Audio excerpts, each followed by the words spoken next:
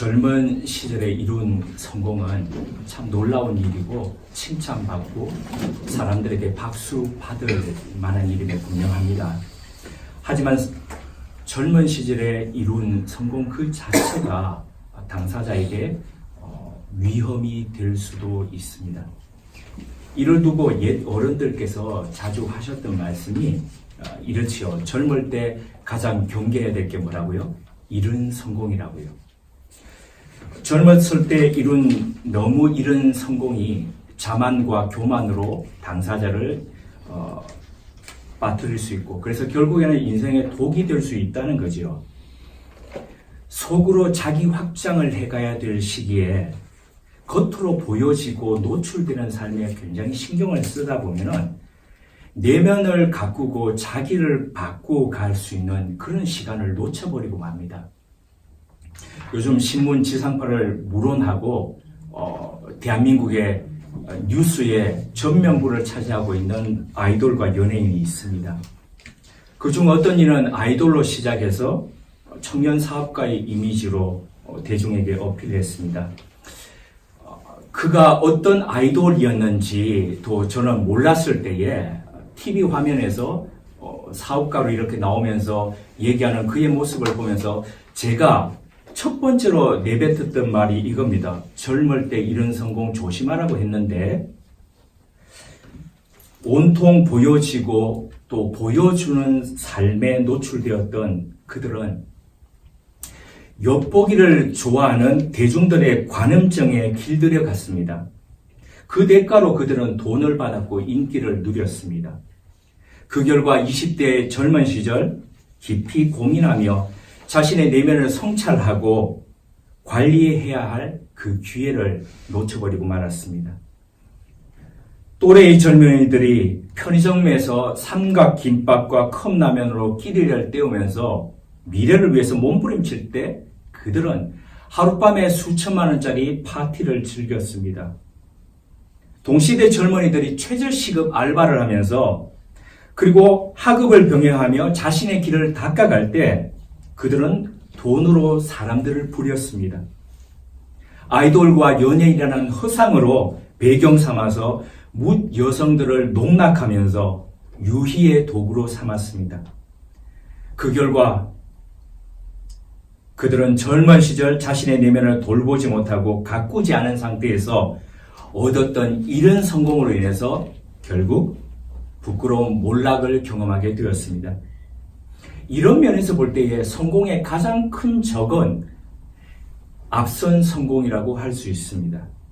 그래서 고장나지 않으면 부숴버리라는 그런 말처럼 자기 파괴가 요구됩니다. 스스로 공격하라는 그 책에 보면 자기 파괴를 가장 잘 해온 기업 중에 하나가 질레트입니다. 안전면도기의 그 대명사로 일컬어지는 질레트 기억하실 겁니다. 자신을 스스로 공격하면서 파괴함으로써 변화를 추구해 갔지요. 그런 면에서 남다른 능력을 가지고 있는 게 질레트입니다. 질레트는 처음 트랙2라는 그런 이중 면도날 면도기를 출시했습니다. 트랙2가 최고의 그 판매율을 보이고 있을 때에 그들은 회전 면도기를 선보였습니다. 그리고 아트라가 전체 시장을 석권할 때에 이중 면도날이 따로 이렇게 움직이면서 충격을 흡수하는 센서라는 그런 제품을 출시했습니다. 그리고 이 센서가 전체 시장에서 65%를 차지하고 있을 때에 질레트는 3개의 면도날이 회전하면서 이렇게 면도를 하는 그런 제품 마슬이라는 제품을 출시했죠.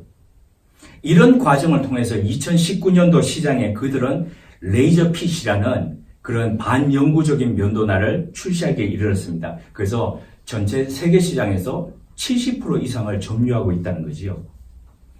잘 나갈 때에 그 잘 나가던 것들을 끝까지 계속 가는 게 아니라 그것을 스스로가 부수고 더 나은 것을 만들어가는 자기 혁신, 이 자기 파괴의 작업을 우리는 오늘 본문 가운데서 가지치기라는 이름으로 만나게 됩니다.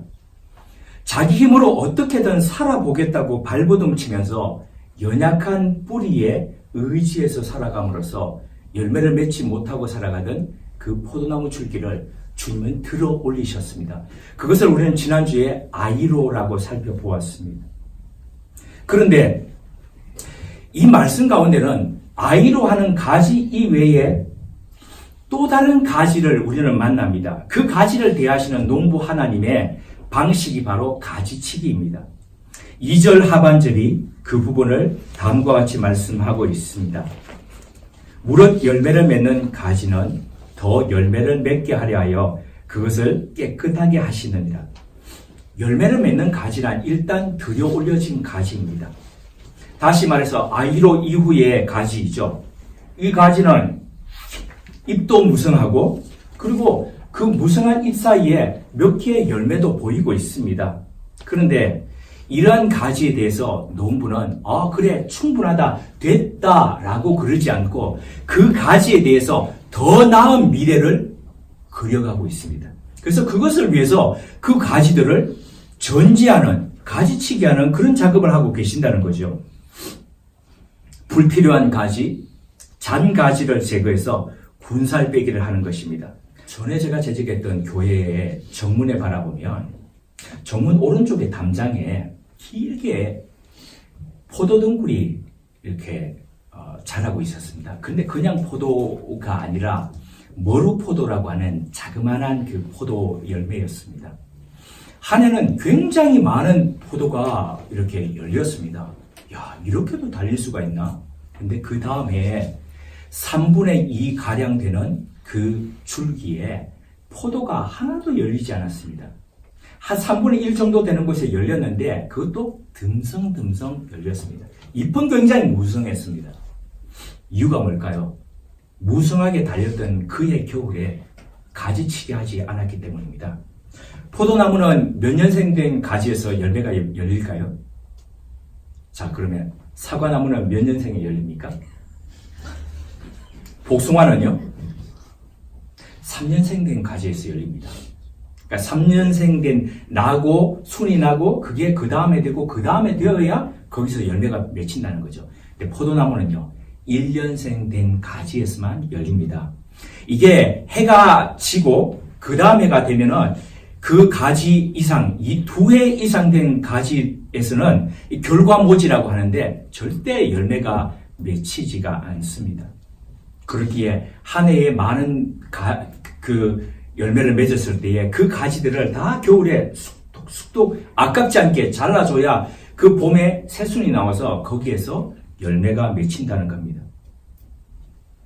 그러고 보면 이 가지치기라는 것은 결국 우리 인생의 우선순위를 재정립하는 과정이라고 할 수 있습니다. 삶의 목적을 재조정하고 재평가해서 내면 세계의 질서를 재정립해 가는 것이죠. 내가 소중하게 생각하고 내가 붙들고 있었던 것들을 다시금 이게 정말 중요한 것인가, 이게 가장 이 순위에 둬야 될 것인가를 다시 되돌아보는 그런 시간이라는 겁니다. 하나님께서는 우리 삶이 그냥 조금조금한 열매 맺는 거기서 만족하는 enough, 됐다 이런 삶이 아니라 하나님은 더 큰 것, 더 위대한 것들을 바라보시면서 우리 삶을 그렇게 견인해 가신다는 거지요. 이처럼 농부 하나님은 우리 삶의 가지를 잡고 계십니다. 때로 자녀를 통해서 잡으시고 건강으로 잡으시고 일과 직업으로 잡으시고 그리고 인간관계를 통해서 우리를 잡으십니다. 이럴 때 우리는 우리 생의 가지를 잡으시는, 전제하시기 위해서 잡으시는 그 하나님의 손길을 느끼면서 우리는 어떻게 반응해야 할까요? 불평하고 불만하면서 반항하면서 아니면 타협하면서 아니면 도망치면서 어떻게 해야 할까요? 이제는 우리의 시선을 현재 내가 닥치고 있는, 내가 맞닥뜨리고 있는 그 잘려져가는 그 고통에 집중해 있던 것에서부터 벗어나 장래에 더 큰, 더 풍성한 열매를 위해서 내 생의 가지를 잡고 흔드시는 그 하나님의 손길에 우리는 반응하면서 그렇게 가야 되지 않겠습니까? 언제까지 몇 송이 그냥 맺는 그것으로 만족하면서 그렇게 살아가겠습니까? 그러기에는 우리 삶이 너무 짧지 않습니까? 지금까지 우리는 얼마나 고집스러웠습니까? 이제라도 농부 되시는 그 하나님의 손길에 우리를 의탁하면서 살아감이 마땅하지 않겠습니까? 3절 말씀이 이렇게 말씀하고 있습니다. 너희는 내가 일러준 말로 이미 깨끗하여졌으니. 이 말씀을 읽으면서 두 가지 의문이 듭니다. 하나는 주님의 말씀으로 깨끗하게 된다는 것이 어떤 의미일까? 주님은 주님의 말씀으로 어떻게 그렇게 우리를 가지치게 해 가신다는 말씀일까? 두 번째는 주님의 제자들이 이미 주님의 말씀해 주신 그 말씀으로 깨끗해졌다는데 이걸 어떻게 받아들여야 될까? 왜요? 제자들의 수준을, 지금 이 말씀하실 때 수준을 우리가 알지 않습니까? 자, 이 말씀은, 이 두 번째 것은 다음 주에 연이어서 살펴보기로 하고, 오늘은 주님의 말씀으로 어떻게 깨끗해진다는 것일까? 어떻게 가지치게 된다는 것일까? 이 부분을 찾아가 보도록 하겠습니다. 말씀으로 이렇게 깨끗하게 된다는 것을 잘 설명해 주는 한 이야기가 있습니다. 일본에서 두 번째로 노벨 문학상을 받았던 사람이 오에 겐자부로입니다.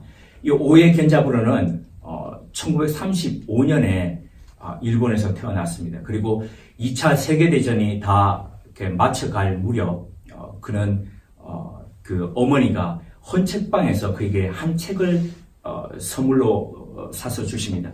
그런데 이 책이 바로 그의 인생에 빛이 되고 그리고 인생을 견인해가는 그런 책이 되었습니다. 그 책이 바로 허클베리 핀이었습니다. 그러니까 허클베리 핀, 왜 톰소의 몸 허클베리 핀 기억나시죠? 1855년 미국의 소설가 마크 트웨인이 지었던 소설명이 바로 이 허클베리 핀이기도 하고, 그리고 톰소의 가장 절친이기도 그렇게 했던 그 인물이지요. 이 마크 트웨인이 이 소설을 쓸 무렵 미국은 이미 노예 그 해방 선언이 있었습니다. 그럼에도 불구하고 사회 전체가 다 노예 해방에 대한 그런 것들을 받아들이는 분위기가 아니었습니다. 특별히 남부 지역은 더더욱 그런 분위기였다는 거죠. 여전히 인종차별이 여전했던 그때에 이 허클베리 핀은 종교와 그리고 도덕과 규칙을 지키지 않으면 지옥 간다는 말을 누누이 들으면서 그렇게 살았습니다. 어디에서요? 교회에서요.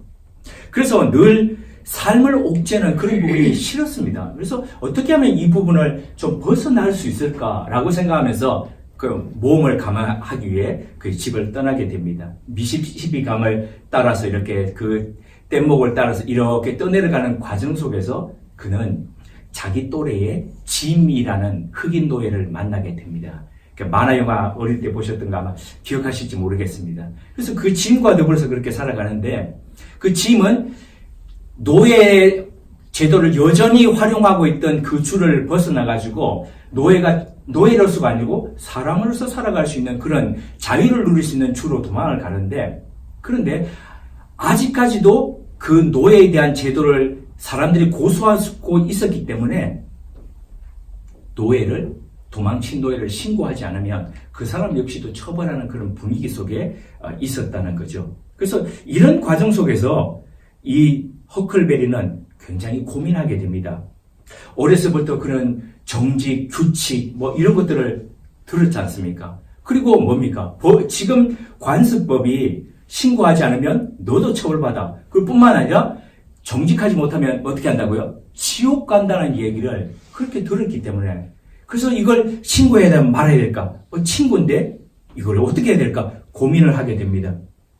짐이 때때로 자기와 함께하고 그렇게 같이 여행을 해주는 허클베리에 대해서 고맙다라는 말을 진심으로 하게 될 때면은 이거 신고하려다가도 마음속에 하지 말아야지, 그러다가 다시 또 신고해야지, 이게 스물스물 이렇게 기어 나오게 됩니다. 끊임없이 이런 마음들을 계속 교차하게 되죠. 신고하면 어떻게 해요? 배신자가 되고, 신고하지 않으면 자기가 처벌을 받고. 그래서 마침내 신고해야 되겠다 싶어서 신고할 이 편지를 쓰게 됩니다. 그리고 그 편지를 붙이려고 하던 그 찰나에 그는 다시 고민하다가 이런 말을 하게 됩니다. 나는 짐이라는 친구를 배신하려 했다. 고발하려 했다. 밀고 하려 했다. 하지만 이제 그만두겠다. 나는 교회에서 가르쳐준 것처럼 지옥에 갈지도 모른다. 그렇지만 지옥에 가도 좋다. 그래, 지옥은 내가 가겠다. 허클베리는 지옥에 본인이 갈 생각을 하고 짐을 구하기로 했습니다. 오에 겐자부르가 이 소설을 읽었을 때 그의 나이가 초등학교 4학년 이때였습니다. 그날 이후로 이 허클베리의 결심을 그는 마음에 새기면서 살게 됩니다. 그래, 지옥은 내가 가도록 하겠다. 삶을 살아가면서 이익이 되는 것, 사람이 고르는 것 당연하지요. 근데 이 이익이 되는 길을 버리고 힘들고 외롭지만은 의로운 길을 선택해서 간다는 것, 그거 참 쉽지 않습니다. 그런데 오해 겐자부르는 그럴 때마다 선택의 기로에 설 때마다 그래 지옥은 내가 가겠다 이 말을 기억하고 그 길을 걸어가게 됩니다. 고등학교 시절 야구 부원들이 일본은 우리보다도 훨씬 더 야구부가 활성화되어 있지 않습니까? 야구 부원들이 그 다른 친구들이 조그마한 동급생들을 협박해가지고 돈을 삥땅 치는 것을 보고 이걸 어떻게 해야 될까 고민하게 됩니다. 그냥 두고 보자, 그냥 넘어가자니 마음의 양심이 소리칩니다. 근데 말하자니 어떻게 됩니까? 그 덩치 큰 야구 부원들에게 협박당하고 그리고 학교 생활이 고달파질까 그게 걱정됩니다. 그러다가 그는 그래 지옥은 내가 가자라는 말을 떠올리게 됩니다. 그래서 교장 선생님에게 가서 그 사실에 대해서 이야기를 하게 됩니다. 근데 그 교장 선생님 이런 밀고자 오히려 교장 선생님으로부터 밀고자라는 그런 이야기, 고자질쟁이라는 그런 말을 야단을 듣게 되고 그리고 그 이후로부터 고등학교 졸업할 때까지 야구 부원들에게 괴롭힘을 받으면서 학교 생활을 하게 됩니다. 1957년 그의 나이 22살이 될 때에 기묘한 일거리라는 이런 부분을 써서 문단에 등장하게 됩니다. 그리고 23살이 될 때에 일본 전체에 가장 권위 있는 문학상을 받게 됩니다. 그리고 1960년 결혼하고 난 뒤에 3년이 지난 뒤 그는 사랑하는 아들을 낳게 됩니다. 근데 아들을 낳았더니 보니까 조그마한 아들의 머리가 두 개처럼 보일 정도로 머리에 커다란 혹이 달려져 있습니다. 지금 같으면 CT를 찍어가지고 구조가 어떻게 되는지 보고 수술을 하겠지만 그 당시 그런 것이 없는 상태에서 이 아이가 죽게 될지 어떻게 될지 모르는 그런 상황 앞에서 뇌수술을 감행하게 됩니다. 그리고 수술의 후유증으로 그 아이는 평생 지적 장애아로 살아가게 됩니다. 지적 장애를 가지고 있는 그 아이가 차라리 죽었으면 좋겠다고 생각될 정도의 그런 아픈 시간들을 겪게 됩니다. 그러다 그는 어느덧 하나님을 원망하면서 내게 왜 이런 고달픈 시간들을 주느냐고 원망하는 그런 시간을 보내다가 오래전에 읽었던 허클베리의 결심을 다시 떠올리게 됩니다. 그래, 지옥은 내가 가겠다. 오해 겐자부르는 그렇게 지적 장애를 가진 아들을 위해 자기 일생을 바치기로 결심합니다. 그리고 장애 아들과 함께 살아가는 그의 삶의 이야기를 글로 담담하게 적어가게 됩니다. 그 결과 개인적인 체험, 허공의 괴물 아구이, 핀치러너 조서 등 지적 장애아와 그리고 아버지의 관계를 모색하는 그런 여러 작품들을 집필했습니다. 그는 장애 아들과의 관계를 통해서 전쟁과 그 전쟁에 반대하는 반전과 평화 그리고 민주주의 등 인류의 보편적인 그런 가치에 관심을 두게 됩니다. 천황제도와 국가주의에 반대하게 되고요. 그리고 우익의 협박과 테러에 대해서 그는 맞서면서 자유대 해외 파병 이런 것들에 반대하게 됩니다. 뿐만 아니라 일본 정부가 한국의 위안부에 대해서 사죄해야 된다라고 얘기합니다. 자, 이렇게 일본 안에서 이런 목소리를 냈습니다. 어떻게 되겠습니까? 살해 협박을 받지요. 그 안에서 매국노라는 소리를 듣게 되지요. 얼마나 삶이 고달프겠습니까? 그럼에도 불구하고 그는 그 길을 묵묵히 걸어왔습니다.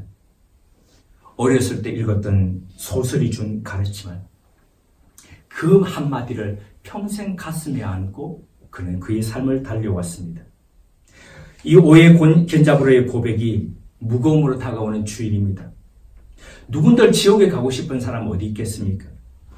아무리 악하게 살아도 죽을 때는 어떻게 해요? 천국 가고 싶은 것이 사람의 기본입니다. 그럼에도 불구하고 누군가를 살릴 수 있다면 그 누군가를 위해서 내가 지옥의 아픔을 감당하겠다는 결심, 그리고 그 결심을 따라서 자신을 내어놓는 삶을 살았던 그 사람의 삶이 그리스도인으로 살아가는 우리 삶과 극명하게 대비되고 있습니다. 저는 이 오해 겐자브로의 이 말을 읽을 때마다 우리 안에서 떠오르는 분이 있습니다. 똑같이 아마 떠오르실 겁니다.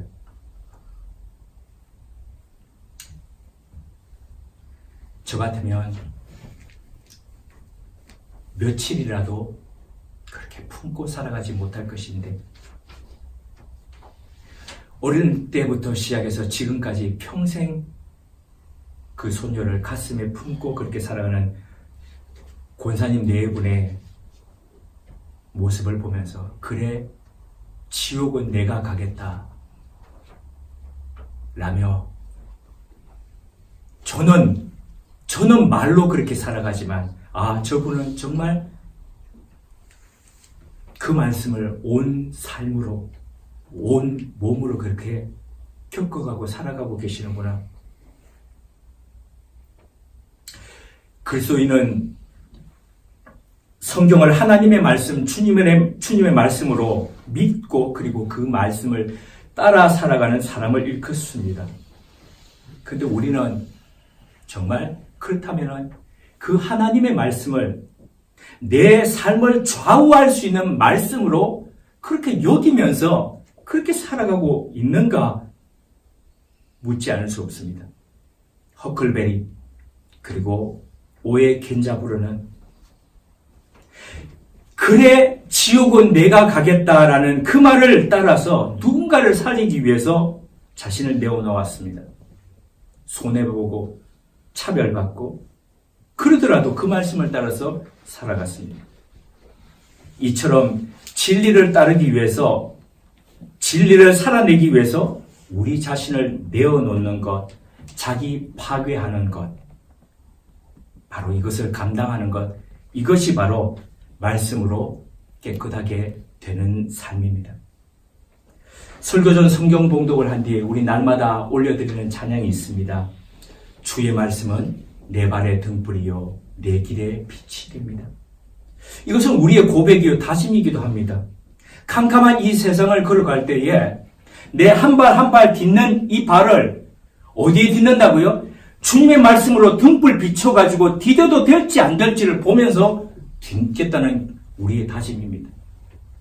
저 길을 걸어갈 때에 주님의 말씀은 내 길의 빛이 됩니다. 그런데 그 말씀으로 내가 갈 길을, 내가 가야 될 길을 비추면서 저 길은 내가 가야 될 길이고 저 길은 내가 가지 말아야 될 길인가 판단하면서 걸어가겠다는 우리의 고백이지요. 만약 우리가 정말 주님의 말씀에 이렇게 밀착된다면 등불과 빛 속에서, 그 주님의 말씀의 등불과 빛 속에서 우리가 변화되지 않는다면 그게 오히려 더 이상한 일 아니겠습니까? 그렇다면 오늘 이 사회 속에서, 이 시대 속에서 왜 하나님의 가르침, 하나님의 말씀과 동떨어진 교회, 동떨어진 그리스도인들이 왜 난무하겠습니까? 왜 우리가, 멀리 보지 말고 왜 우리가 말씀과 그렇게 격리된, 방리되어 있는 그런 삶을 살아가는 그리스도인으로 살아가겠습니까? 우리가 주님의 말씀을 등불 삼지 않고 우리 길에 빛 삼지 않았기 때문 아니겠습니까? 언젠가 효암학원 최현국 선생님께서 어떻게 해야 좋은 어른이 됩니까? 라는 질문에 이렇게 말씀하셨던 것이 기억납니다. 잘 늙을 생각하지 말고 젊을 때 잘 살아야 된다. 그분이 연이어서 이렇게 말씀하셨습니다. 젊을 때 정신 안 차리면 저 모형으로 나이 들고요. 노망나서 그러는 게 아니야. 난 늙어서 나빠지는 사람 본 적이 없어. 젊을 때는 나쁜 걸 잘 감추다가 늙을 때는 감출 필요가 없으니 결국 드러나는 거지. 그러니까 젊을 때 정신 차리고 살아야 돼. 그러니까 무슨 얘기냐면은 나이 들어가지고 나빠지는 거 아니라는 거죠. 젊을 때부터 살아가는 게 그게 뭡니까? 심화되고 강화되고 또 때때로 감춰졌던 것이 그렇게 드러나서 그렇게 보일 따름이라는 거죠. 젊을 때 버릴 것 버리고 자를 것 자르지 않고 잘 감춰뒀다는 것들이 나이 들면 나타납니다. 우리 사회에 만연한 세 가지 깡패가 있다 그러지 않습니까? 나이, 계급, 보직. 이 중에 나이가 들면은 그리고 나이가 든 상태에서 이 두 가지가 함께 겹쳐지면 시너지 효과가 나타나지 않습니까? 그래서 우리 속에 감춰뒀던 것들이 이렇게 드러나게 되는 거죠. 요즘 우리 사회 속에서 문제를 일으키고 있는, 문제가 되고 있는 어른들, 젊은 사람들 말고요. 어른들의 면면을 한번 보십시오. 하나같이 배울 만큼 배운 사람들입니다. 하나같이 높은 지위에 오른 사람들입니다. 그런데도 불구하고 어떻게 드러내놓고 할 수 있는 그런 일, 도저히 말로 꺼내기도 어려운 그런 일들을 그렇게 저질렀을까요? 나이 들어가서 그런 일을 했을까? 그렇지 않다고 저는 봅니다. 젊을 때 성공을 쫓아서 끊임없이 자기 포장을 해가다가 그 시기에, 젊은 시기에 내면을 바라보면서 없앨 것 없애고 자를 것 자르면서 자기 내면을 갖고 가야 될 시기에 그걸 하지 못한 채, 떨쳐버리지 못한 채 나이 들었기 때문이라는 거죠. 정신과 의사로서 15년째 난치병을 앓고 있는 김혜남 선생이 있습니다. 그 김혜남 선생의 저서 어른이 된다는 것에 보면 어른이 된다는 것을 이렇게 표현하고 있습니다. 우리 마음 안에 있는 선과 악을 비롯한 다양한 힘들을 적절히 조절하고 통제하는 법을 배워가는 것. 아프더라도 힘들더라도 조금이라도 더 젊었을 때에 우리 내면 안을 가지치기 해 가지 않으면 우리는 점점 더 기득권에 익숙해지고 뻔뻔한 노인이 되기 쉽습니다. 나이값 하지 못하는 사람으로 그렇게 자리할 수 있습니다.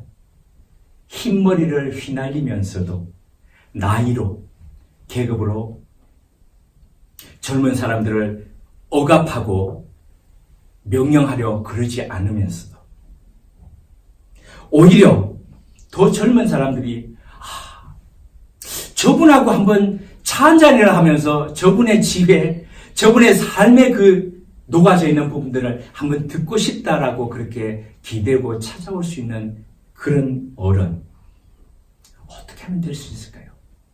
그런 어른은 저절로 시간이 지나서 나이 들면 되지 않는다는 겁니다. 그렇듯 연륜이 더해갈수록 더 풍성한 열매를 맺어가는 그리스도인. 이 그리스도인 또한 세월이 지날수록 그냥 이번 사순절 보내고 또 한 해 성탄절 맞이하고 그 다음에 맞이한다 그래서 그렇게 연륜 깊은 그런 그리스도인으로 자리 잡지 못한다는 겁니다. 그것은 우리 마음 안에 있는 선과 악을 주님의 말씀으로 지금 적절히 조절하고 통제하는 법을 연습해가고 훈련해갈 때 비로소 가능하다는 겁니다. 오늘은 사순절 둘째 주일입니다. 사순절은 예언된 하나님의 말씀에 따라서 그 말씀에 순명해서 주님께서 그래 지옥은 내가 가겠다 라고 결심하시고 그 십자가의 길을 걸어가신 것을 기억하면서 우리 동안 따라가는 절기를 일컫습니다. 봄의 화려함과 죽음의 사순절이 극명하게 대비되는 그 시기를 우리는 점점 더 겪어가게 됩니다. 이 시기에 우리는 어떤 사순절을 보내가시렵니까? 나는 무엇으로 내 속에 감추어져 있는 선과 악을 비롯한 이 다양한 힘들을 적절하게 조절하고 통제하고 또 때때로 버리면서 그렇게 이 시기를 겪어가시렵니까? 함께 기도하시겠습니다.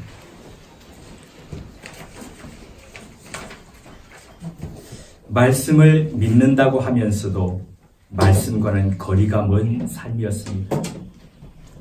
주님의 말씀을 우리 발의 등불로, 우리 길의 빛으로 삼지 못한 결과였습니다. 천국을 사모한다면서도 이 땅에서의 지옥을 감당하려 하지 않았습니다. 지옥은 내가 가겠다는 천국의 정신은 내버려 둔 채 산 결과였습니다.